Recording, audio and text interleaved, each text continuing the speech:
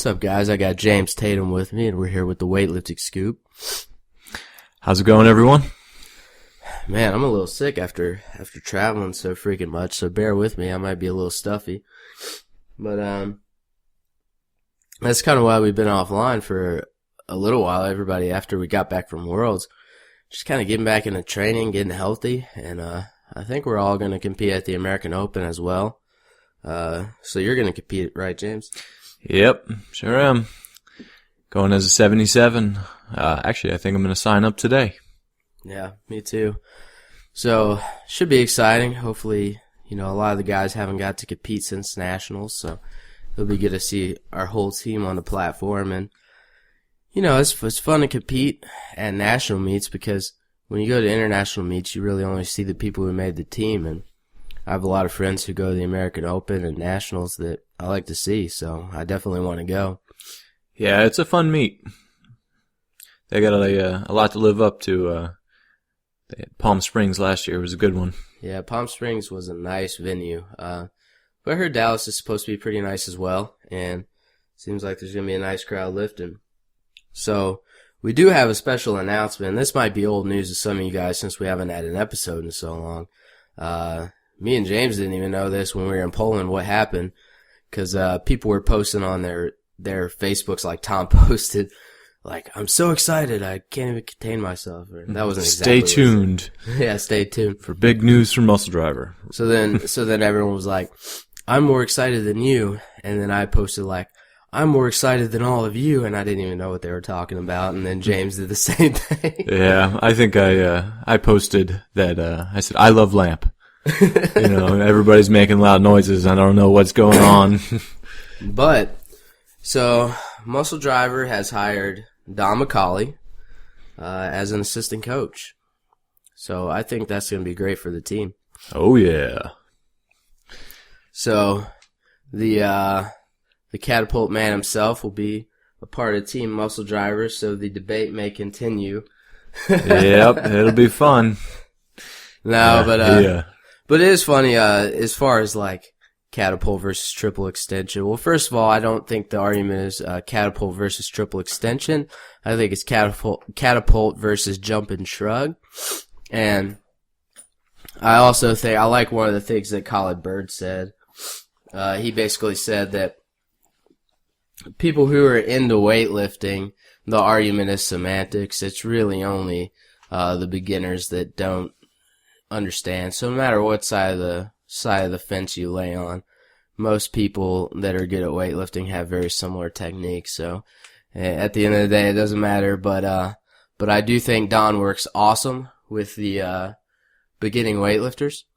And there's some people on the team who I think Don will work well with, including myself. Yeah, he has a good eye. Yeah, I think he'll help out a lot. I actually got pulled into Colin's internet discussions somehow, and my pictures got put up there and all that stuff. So that was exciting. Colin actually messaged me, and he said, just to let you know, you got pulled into this conversation, whether you like it or not. So you might actually want to check it out. So I hadn't even seen it yet, but Yeah. Yeah, and then just like Travis said, it's all just. I like, even though I might look at things a little differently, I like Colin a lot, and he's been killing it in training. So, I don't know if he's lifting as an 85 or 94, but he's putting up some big ass numbers in training. So yeah, well, I saw that.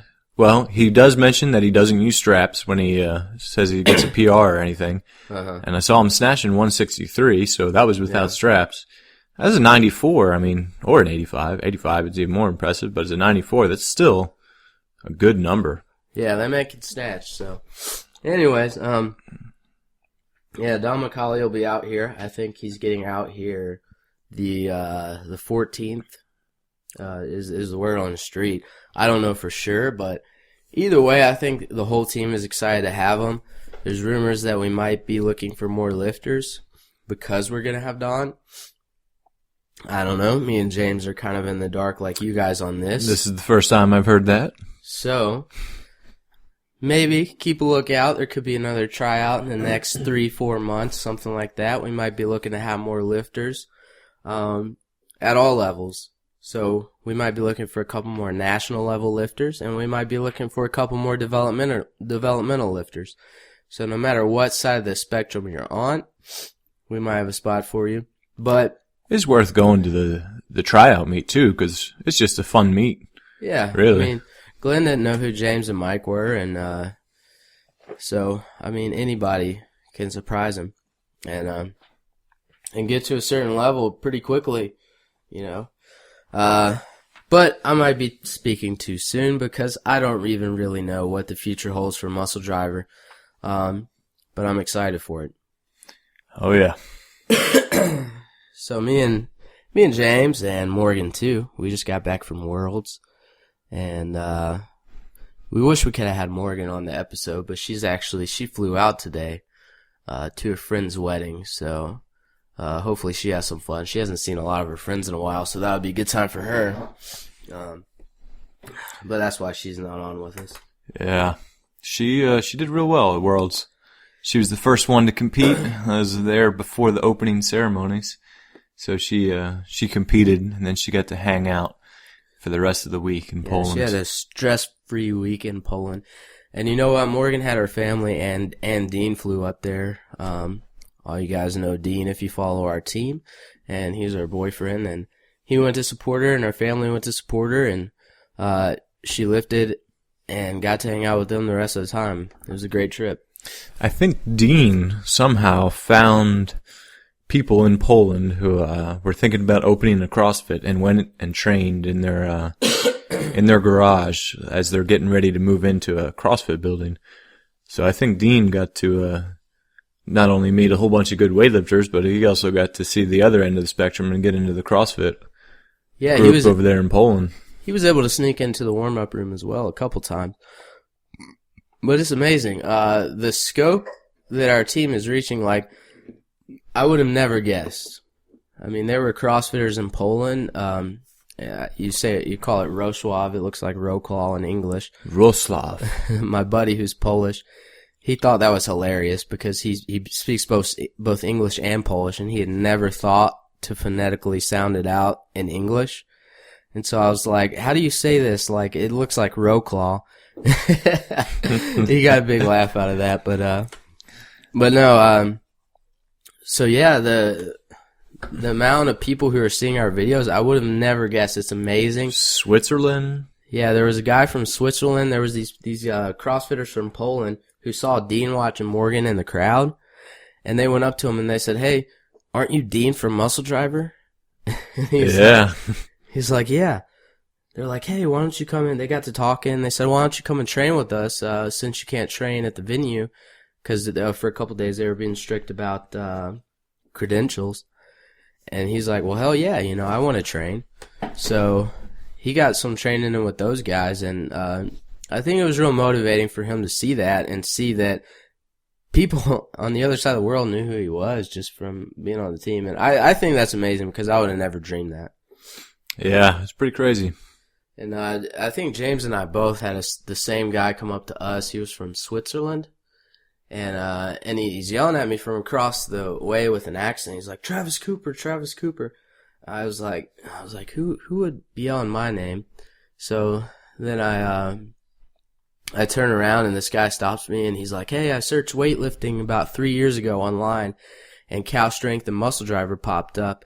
And ever since you moved to Muscle Driver, I've been following your progress and like, I don't know, basically gave me a couple compliments, took a picture with me. But I mean, this guy's from Switzerland. I mean, wow, like I thought that was bizarre and crazy.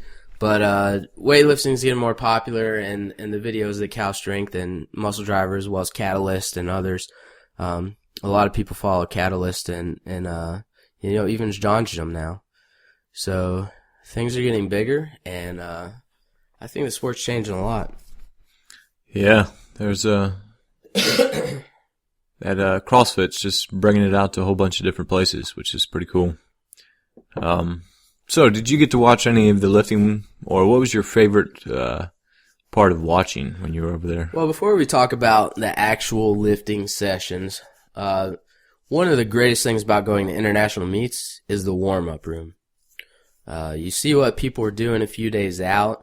Got to meet Liu Xiaozhen, Lydia Valentin. Did you meet any of the international lifters? Yeah. There's a few that I've recognized from a couple different meets. The guy George from Canada. I see him at Pan Am's. Saw him again at Worlds. He's a real nice guy. Got to talk to the Canadian 69, who actually did pretty good. He was another tall guy. He kind of looked like, what's that kid's name? Spencer Arnold. Okay, yeah. Which was surprising. But as far as the famous ones, I met Apti, the 85 Russian. Oh yeah, Apti. Yeah, I took a picture with him. He was a cool guy. Yeah, I didn't actually have my camera. I saw Mike Graber interacting with Lydia from Spain, trying to get her to come to the Arnold this year. I don't know how he made out with that. I don't know. I guess we'll see. Couple different coaches. Saw what's the Kazakhstan Ilyan, yeah. Ilyan. Yeah, he was there. He didn't lift at all, but yeah, we saw him. Bulgarian 77 was there too. World champion from a while ago. Yeah. I don't know any of the Bulgarians anymore. Oh, he was an older one. You would recognize him if I remembered his name. I met him. He's a good lifter, one of their best. Don McCauley always posts his video. Oh, yeah. Vanev? Yeah. Was he a 77? I thought he was a bigger guy. But he might have been an 85. I get him confused. Yeah, there's a lot of good lifters there. It's basically it's like a reunion for lifters who have retired too. So, I mean, you see all kinds of people in there. So if you hang out in the warm-up room, you'll see everyone. And you get to see a lot of these guys training. And it's kind of funny because there's different approaches. As it gets close to a meet, a lot of the European lifters are only doing snatch and clean and jerk. But then you look at the Asian lifters, they're doing pulls and muscle snatches and push-ups and just all kinds of random stuff. So it's interesting to see the different approaches. I don't know, just to show that there's different ways to skin a cat and there's not one approach, and all these arguments are probably pretty stupid because everybody trains differently. So you just got to find your weakness and find the program that works for you. Yeah, I think they said Liu Xiaozhen was squatting 260 the morning before he competed. Yeah. So that's even that's a big squat before you go out and compete. 5 hours later, 6 hours. Yeah. He was trying to lose some weight. So that was his cardio. The warm-up room. Did you see anything else in the warm-up room that was interesting to you? I mean, let's see. Saw a few supers throwing around 160 power snatch. That was always fun. I did see more power snatches this year than I have at previous international meets.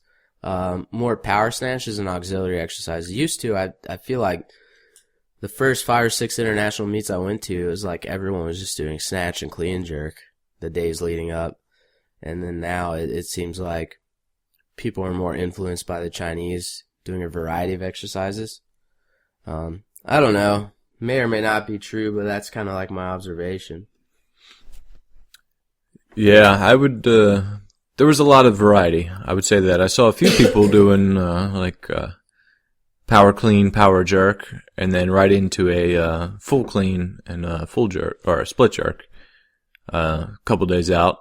I think that was the Greek team, actually. Yeah. And, so, I mean, not just clean and jerking singles. I mean, that's almost like a complex. So it's pretty close to competition. It's kind of neat. I think for a while there was a huge Bulgarian influence in weightlifting just because they were so dominant in the 80s and 90s. And, now since the Chinese are so dominant, maybe people are starting to copy their programming a little bit, and it just kind of goes back and forth. Just whoever's doing well, people try to do what they're doing. And it's not necessarily wrong or right, it just is the way the world works. Yeah. So what's up? The one thing about Europe is they always have carbonated water in the warm-up room. Oh man, sparkling water, that stuff.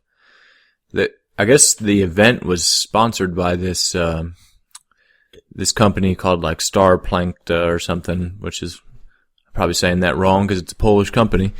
But they just had sparkling water there, and theirs wasn't on the extreme side of how carbonated it was.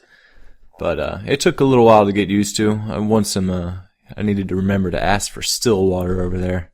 Yeah, that's what I was going to say. So if you're ever traveling in Europe, most of the time when you go to a restaurant or get a bottle of water, it's going to be that sparkling water or carbonated water, whatever they call it. I think they call it mineral water, actually. But yeah, you have to ask for still water to get regular water in a cup.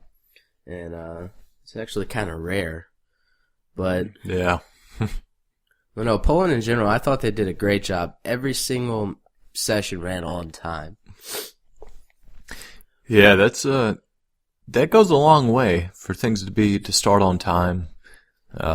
It makes everything run so much smoother. Well, at least from like my point of view. Like if I went and watched a couple days before and it's like 30 minutes late, I'm just thinking, oh boy, what if they push my weigh-in back 30 minutes? I don't know. That's just like yeah, they never push back the weigh-in, and it's almost kind of an advantage to have the meet run a little behind, because if you have to cut weight, you have more time for your body to like search for water, replenish your water stores, and get some nutrients in. But yeah, they did an awesome job, and there was a lot of spectators, especially in the A sessions, and there was some headliner Polish lifters. So of course the crowd went wild for them. Yeah, Ukraine and Poland had a big crowd there, yeah, especially when the big lifters went out there. The Polish 48 girl was the first one to go up. There wasn't a huge crowd there just because that was the first day. And, it was kind of it was in the beginning of the week too, so everybody was at work. I would assume they have similar work schedules to here. I don't know for sure, but I would assume people work through the day. But Thursday, Friday, Saturday sessions were full. I mean, yeah, and like James was saying, Ukraine, I don't know the geography over there, but Ukraine must be close because they brought a ton of people, and it was awesome. Like, for the A sessions, Ukraine would have, like, one side of the stadium. They'd probably have, like, a few hundred people there, and this one person had, like, a bass drum, and she was just, like, so, like, during the breaks when there's 2 minutes clock, they would, like, run around with the drums. I mean, they make it exciting. It's pretty cool. Yeah, in between snatch and clean and jerk, just doing a train all the way through everything. Yeah. It was like a party between snatch and clean and jerk. It makes the meet exciting, and yeah, it'd be interesting if meets like that were like that nationally. But I think 2015 Worlds are in Houston. I think we can do that. Hey, we just got to get like some marching band. What's a good marching band out in Texas? I don't know. I know Ohio State's pretty good. Get them to come down and do the make it fun in between snatch and clean and jerk. Yeah, we got to one up everyone. But yeah, a lot of the A sessions were really good. So one of the perks to being a lifter in the World Championships is you get to see all the other sessions for free. And so after we lifted, I watched all the A sessions after I lifted. I didn't watch any of the lifting before. I did watch James lift because I was warming up for my session the next day. But I didn't watch anyone else lift just because I think it wastes a lot of energy for myself. But after I lifted, I would say the most competitive session was the 85A session. The Olympic champion got fourth, and he was the hometown guy. Oh yeah, that I was really disappointed because I actually missed that session. But I did hear from someone that he had like a minor knee surgery like 6 months before. Oh really? So he had a little bit of like issues about getting his strength back that quick. Well, you know, he had the Polish Nationals like a month before, and he had done he did 175, 211. So he was up in the mix, but he totaled 380 here, so he did 175, 205. So it tied his best snatch. But yeah, Zielinski, the Polish hometown hero, got 4th place. He was the previous Olympic champ.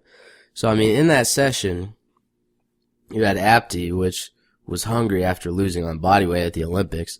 You had Zelensky, who's the hometown guy, previous Olympic champ. And then you have Rybakov, the snatch world record holder. And I forget who else you have in there. I think another Russian guy like Markov or something. But either way, I mean, it was just a stacked weight class. You got like 4 world champion caliber lifters, world record holders, Olympic champions, this and that, going after each other. I mean, it's just crazy. In my opinion, most competitive weight class. When the Olympic champ gets 4th, I think it's safe to say that it was challenging. Yeah. It's a lot of people up there at the same weights. Depending on how they choose teams this year, that might kind of screw up my qualifying total, but we'll see. Yeah, that'll up that 85% of the 3rd place total. Well, I guess, did you see Liu Xiaozhan's, so there were some world records. Liu Xiaozhan hit a world record snatch. Did you see that one in person, James? Yep, I saw that one. There was a big crowd there. He snatched 176. He went 3 for 3 in snatch. I think he opened up at like 165, yeah. Which I clean and jerked more than his opening snatch. Oh yeah. And then it went like 170 and then 176. He's a good lifter. Well, to say the least, yeah. Yeah. It was kind of interesting watching him in person, over watching a video. A lot of times when I'm watching a video, it looks like he keeps his chest up a lot, but actually seeing in person, he doesn't keep his chest up, or he kind of keeps his chest over the bar longer than I expected from watching some of the videos. But so it was kind of neat, and Travis pointed out a few things about his technique while watching the video too. And it's just neat to see his timing and everything, because he's very calm going up to the stage. So that was I would say different. Too, you know, it'd probably be tough being him at the Worlds, because he probably got the most attention out of any lifter. I mean, when he was in the warm-up room, everybody was taking pictures with him. Everybody was interviewing him. And, like, it was kind of weird because there's a ton of other good lifters there who have won Worlds before or won the Olympics, and he's getting more attention than all of them. And so to get that kind of attention and everybody's taking pictures of you all week and then perform, that puts a lot of pressure on you. So then to perform like that, I think that's awesome. Yeah. I guess that kind of brings you into something. I think Kendrick Ferris posted something about him. He said he'd be more impressive if he went through a year of USADA drug testing, which I guess got lots of attention. I think I looked at the comments one time and he had like 850 comments on that one post. But you're going right for the controversy, James. You yeah. You want to have at it. Got to spice things up, you know. Well, I can see why someone would feel like that. I guess I kind of feel like that. Actually, when I was watching, it was a little discouraging to watch someone snatch 176 for a world record very easily. Good timing, everything. When my best clean is 175. So it puts things into a little bit different of a perspective. I don't know. I still think it's impressive though. I don't think that so the way he wrote it, some people took it the wrong way. So what he said is, he didn't say that it wasn't impressive. I wish that I could pull up. I guess he just said that he would be more impressed if he passed a year of USADA's drug testing. I was about to go through and read like those comments the first time I saw it. I did. But then I saw that it was 800 comments. So then I was like, nah, I'm all right. I was between sessions. I read every single comment and I found some of them hilarious. But, all right. So I'm looking back on the Facebook. I'm pulling it up. But let's see. It's a funny little fact about that is this Chinese 69 actually beat out Lou in Sinclair. Yeah. All right, so what he says, I don't care about Liu Zhaozhan snatching 176 kilograms. Him passing USADA's drug testing for a year would be more impressive. He didn't say that it wasn't impressive necessarily. He just said he doesn't care about it. And to be honest, now from my perspective, I've been lifting for 9 years now. And I used to be the biggest weightlifting fan. 2007, 2008, when I was about 3 or 4 years into the sport, I used to be the biggest weightlifter. I would know everyone's numbers, what everyone did at the Olympics. I would know everyone at the junior world level, senior world level. And that was kind of before I even knew what steroids were, to be quite honest.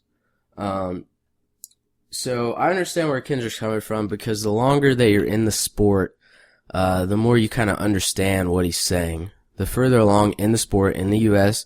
that you get being a clean athlete, the longer you're in it, the more you understand where Kendrick's coming from. Because as I got older, I started having more conversations with European athletes at international competitions.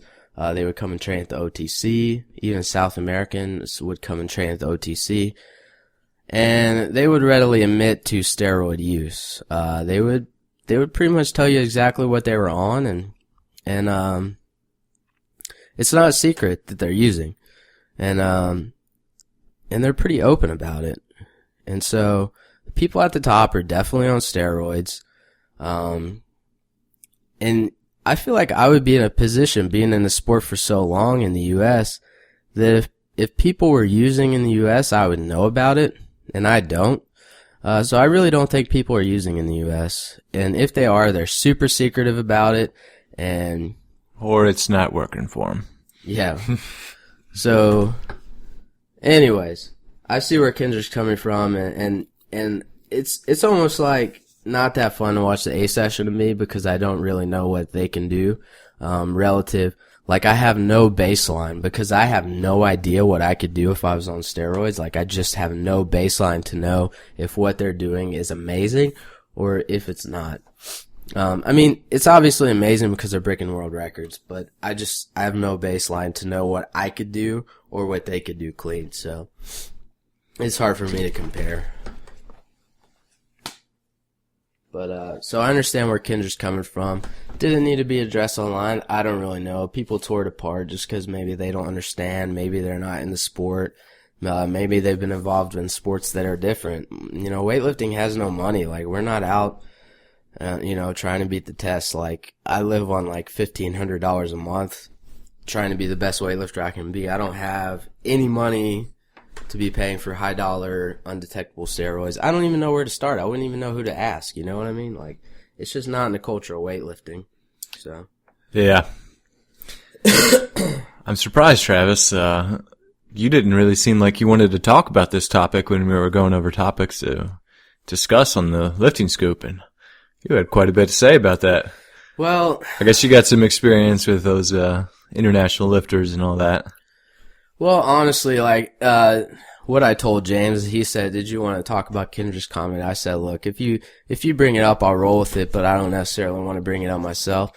Because, on the forums right now, everybody's tearing apart Kendrick. Sean Hutchinson got on Penlay Forum and was talking about it. Everybody's tearing him apart, saying, "Oh, it's just an excuse. You're lying. You have the same testing they do, so you could get around it." There's people who are like, "There's no way Lou's using steroids," and then there's people who are saying "There's no way Kendrick's not using steroids." And just, if you know, you know, and if you don't, you have no idea. And I just feel like I have that insider info. And so it's frustrating, and I feel like by me saying this, people are going to tear me apart as well. But it's, I'm just telling it how it is. Yeah. Yep. Wait, you said you think that Lou's actually using steroids? Yeah. Wait, that wasn't part of the discussion. I'm just kidding. Yeah, we just kidding around. I'm gonna get some crap for that too, I'm sure. But yeah, I can see where Kendrick's coming from at the end. But I don't know. But, yeah, with that topic, that's super controversial, so, people will get fired up about that. I try to be calm and honest about what I said, so hopefully it's not taken the wrong way. But no, I mean, as far as the lifting at Worlds, I mean, I still thought it was awesome.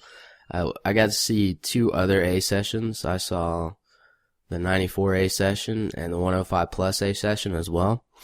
And the 94s was really close because there honestly wasn't like a runaway lifter.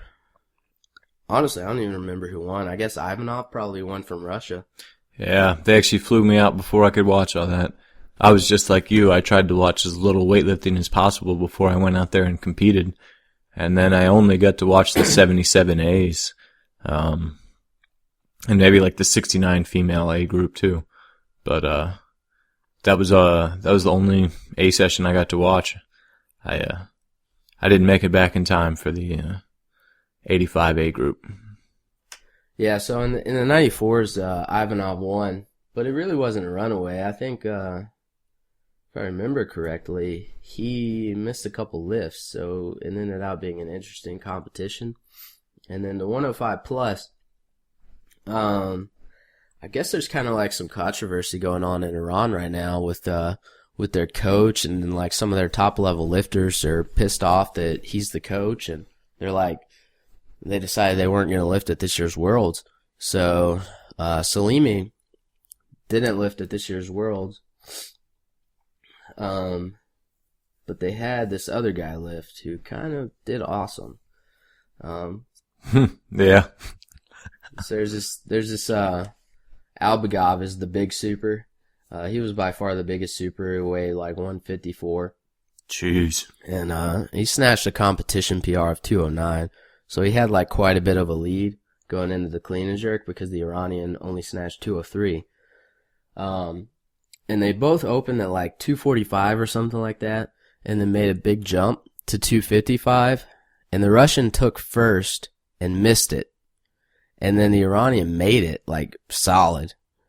And then the Russian made it on his third. So he was done with his attempts.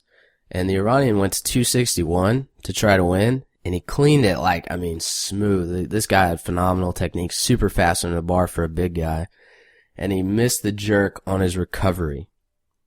I mean, so that was as exciting as the 85s because he cleaned the weight. Everybody in the crowd, it's the last session. It's huge. The crowd's huge. The Ukrainians are getting pumped up. They're playing the drums between reps. And this guy cleans the weight. Everybody's cheering. He has the jerk overhead, and then as he's recovering, he misses it, which everybody was cheering so hard because everybody expected the Russian to win pretty handily because Salimi's not there. Yeah, that's that close competition just makes it so much more exciting. Yeah, it does. Yeah, so no matter what the weights are, if you're at the top, no matter if you're watching even like a local meet or a meet like Worlds, when you have people going attempt for attempt like that, I mean, there's just a lot of suspense, and that's what makes it fun. Seeing the coach's strategy, choosing attempts, no matter what strength level. Obviously, the higher the strength level you get, the more exciting it is. If you're, but even at like school age nationals, you see a big battle. It's fun. Yeah. So we are training for the American Open. We already talked about that. We're kind of like, we've been incorporating a few different things lately. We like SOTS press, behind the neck snatch SOTS press. So not technically the true SOTS press, but everybody knows what I'm talking about when I say that. How do you think those are working, James? I don't know yet. It's only been about a week. I've been working a lot on stretching my hips out, so I think it's good to have a little bit extra time down there in the bottom of the snatch, but I don't know. We'll see how my shoulders respond to them. But it's nice change. Well, my shoulders get sore when I do them, but I think it's just because we're not used to it. We kind of picked this up from the guys at the OTC. I mean, it's always been an exercise that I dabbled with once every 3 months or so. But Sigma has them doing that at the OTC pretty often. Like, even when they're just snatching, they do it with the bar or 50 kilos, and then once or twice a week they do it with heavier weight. I mean, John McGovern, he's a up-and-coming 85. Not up-and-coming anymore because he's pretty damn good. But he was doing like 80 for sets of 5 when I was there, and I can't do that. I mean, I can only do like 60 for sets of 5. So it's like, obviously he's a lot better at that exercise. So we started doing it and just kind of toying around with it. And I think for a few of the lifters, I think it's going to be great for Tom and anybody else, you think? Dean, I think it'll help out. He just needs to get to the point where he can do them correctly. And, yeah, it smoothly. was actually unsuspecting because Dean misses weights forward sometimes, but his hips are really flexible. So I would have never imagined that he wouldn't be able to do that exercise. Yeah. He gets in a good bottom position when he catches them, but then his upper back rounds. And I think that's what his limiting factor is, and he looks down. Yeah, I think it's so the shoulder flexibility, I mean, this should help. Yeah. If he can figure out how to do this exercise correctly, it should help. But, you know, obviously not a major staple in what we're doing, but this week we've kind of changed it up a little bit, added in a little bit more percentage work because it's a recovery week, and then we're going to hit it hard up to the American Open. But I like it. I had to build back up. I got pretty sick after Poland, so like I'm taking it slow. Yeah, well, yeah. It's been kind of nice to not like in our afternoons just doing doubles instead of going up to some type of single max. But we've been doing a lot of strength work in the morning too. We did snatch pulls with the slow eccentric on Mondays, which I actually like those a lot. I like slow eccentrics. They really kind of help me be able to control my whole pull. Yeah, so it's getting better, getting stronger, getting ready to peak out in another 4 weeks. So that should be fun. Yeah, last meet of the year. I mean, we've had a lot of meets this year, so I think for this meet, I'm taking it a little more conservative in training. Try to really focus on peaking out for this meet instead of training as much, and see how it goes.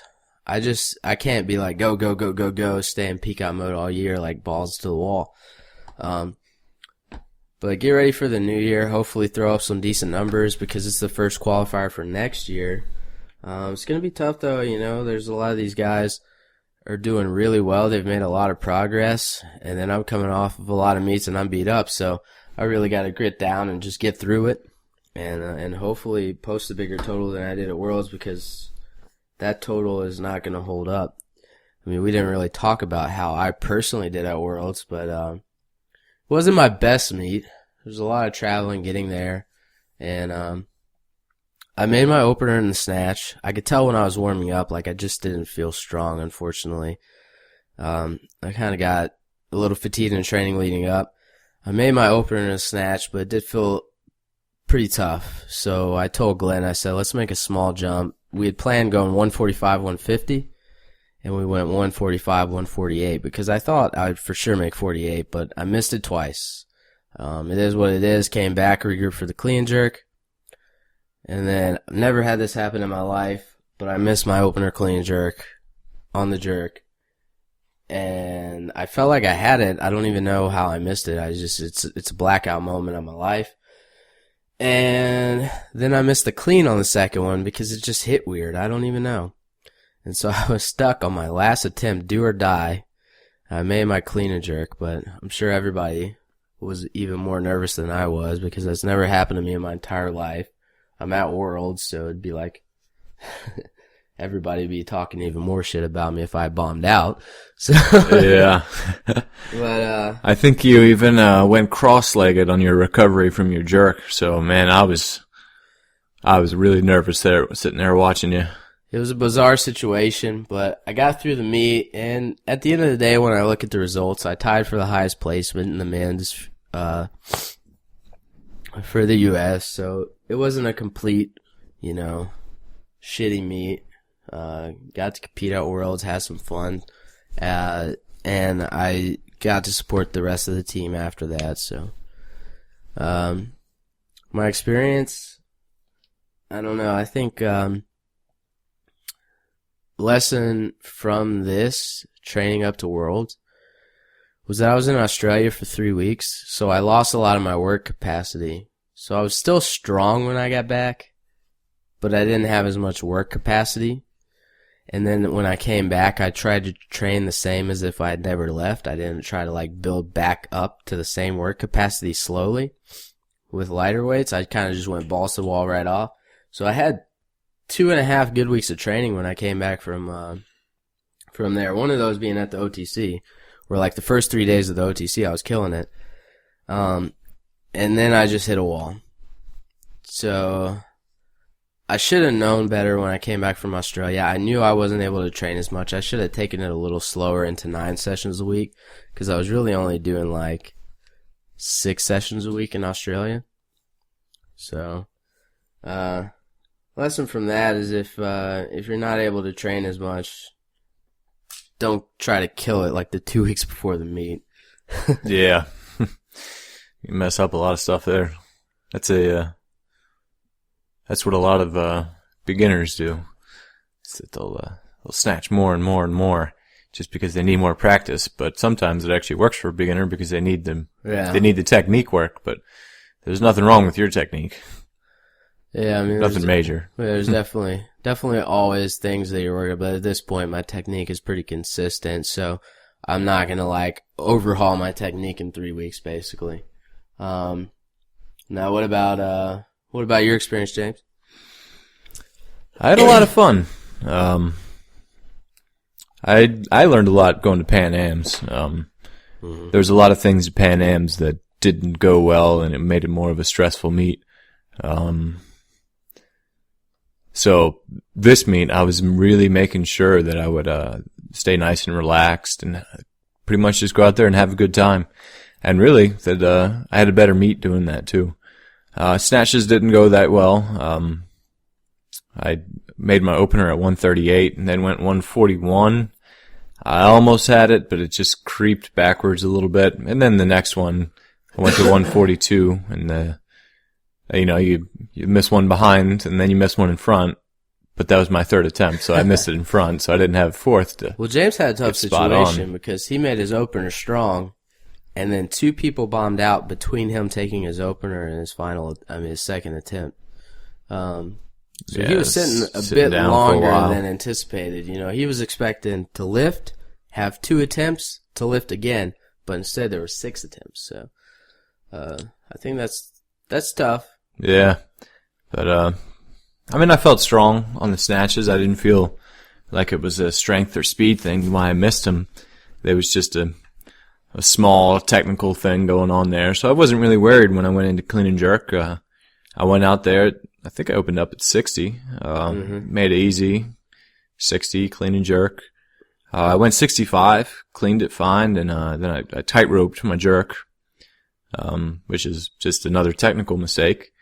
So I went back to the room and the warm-up room, and they're figuring out what I'm doing for my next attempt, but they forgot to tell me.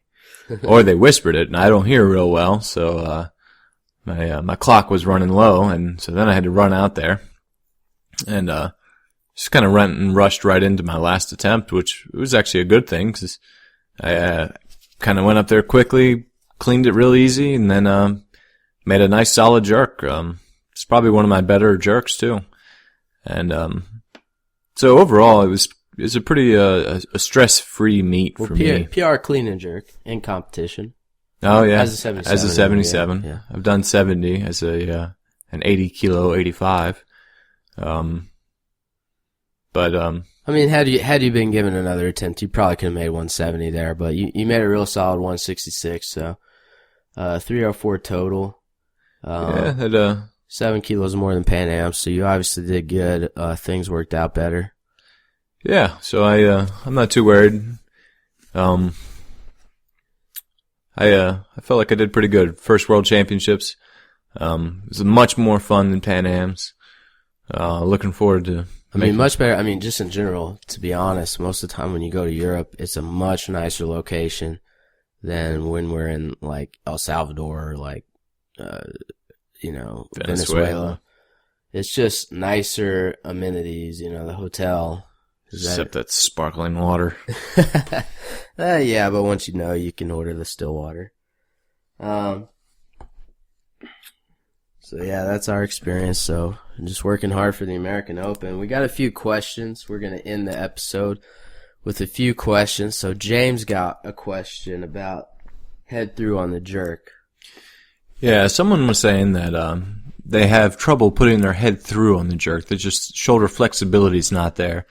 And so in a way, if you're looking at this from the side, their arms, you wouldn't be able to see their ears because their head wouldn't be coming through at all.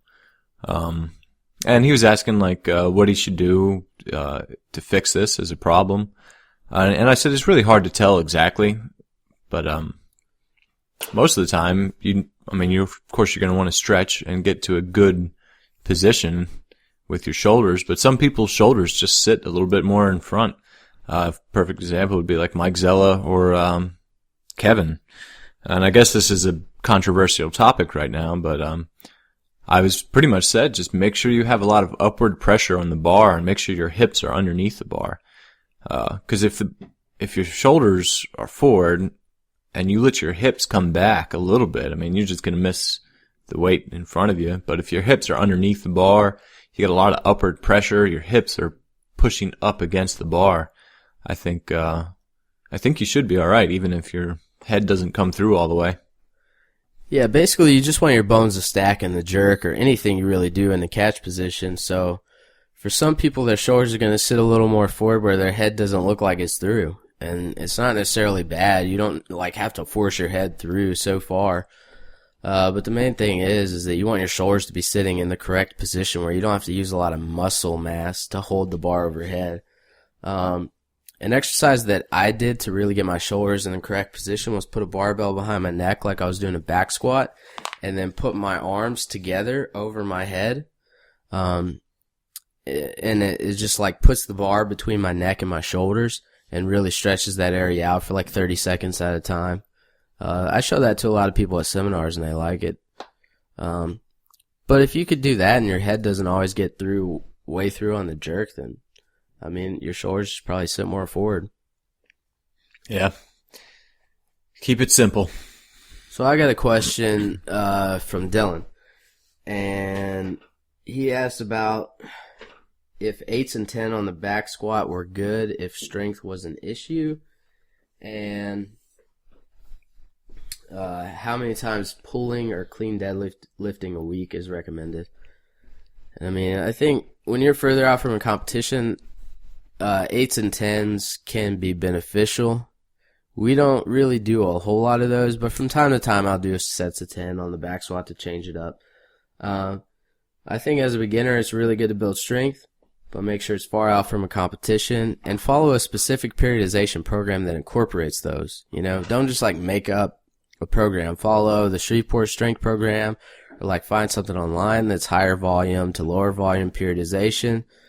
That's been tried before and proven to work. There's squat programs out there that have been proven to work over time, and that's what you should choose. And pulling or clean deadlifting a week, if you're weak naturally, it depends on how many lifts you're doing. We snatch 9 times a week, so we're not doing a whole lot of snatch pulls outside of that. Now, we changed that recently, where we're only snatching 6 times a week, and we're doing a variation of pulls twice a week. So, I would say if you're doing a ton of reps in the snatch clean jerk, not a lot of pulling. But if you're only snatching and clean jerking twice or 3 times a week, maybe do some pulls. Yeah, as far as 8s, 10s go, I guess one of the things that's important is to make sure you keep good position. Even though it's a squat, keep good position on those last reps and stuff, because it's when you get up to sets of 8, it's starting to get hard to hold your position. You're going to want to start bending forward. So I think choosing a weight that's appropriate for an 8 to 10 is still important. Now, as far as sets, I don't know if I'd go crazy. 5 sets of 10 would probably be the most I would do for a weightlifter. And that would be like if you're really trying to move up a weight class, because that's getting extreme. If you're trying to snatch and clean and jerk in the same week, I would say 3 is probably a good set number. There's other programs out there that do 10 sets of 10 for hypertrophy work, which I don't think that's good for a weightlifter to do, especially because you're just not going to be able to snatch or clean and jerk for a week because you'd be so sore. Knees are going to be killing you, but yeah. So 8 to 10s I think have their place. I can't stand them, but that's just me. Now you like pulls though, and you have a super strong pull. So, I mean, do you think pulls have more of a place in weightlifting, or? You know what? I think when I was doing more powerlifting, I would do heavy pulls. I don't know, once a month. And my pull was my strong point in powerlifting. But weightlifting is it's a little different because you got like the speed component in there, and you're snatching, clean, and jerking, and you're not really going. Truthfully, you're not really going heavy when you're doing a snatch pull. Like it's a lightweight. I mean, it's still gonna wear you out a little bit, but it's not gonna fry your nervous system like a heavy clean pull would be, because a lot of times you can't keep the same position when you're going heavy. But if you can keep the position, that's good. But I think doing snatch pulls, I don't think you're going to get worn out too much by them, especially if you're only snatching 3 times a week. I think that it's probably really important because, I mean, a lot of people don't know how to keep their back tight. I think some other exaggeration exercises would be good for that too, like RDLs, and which can take off the workload because you're not going to use nearly as much weight on RDL, but you'll still get a lot of good benefits. Or the Chinese pull that's kind of going around now. I know Stephen Powell posted something about that. You don't use much weight. You use like 60 kilos or something. And you kind of round your back as you're coming up. Or you round your back as you're going down, and you straighten it as you're coming up. Kind of works your erectors in a different way. So there's just so many different ways to do pulls. So that's kind of a hard one for me to answer. Yeah. But in general, I'd say if you're not doing more than like 2-3 days a week of snatch and clean and jerk, then, do some pulls afterwards. Some extra reps won't hurt. Now, we got one last question, then we'll wrap things up.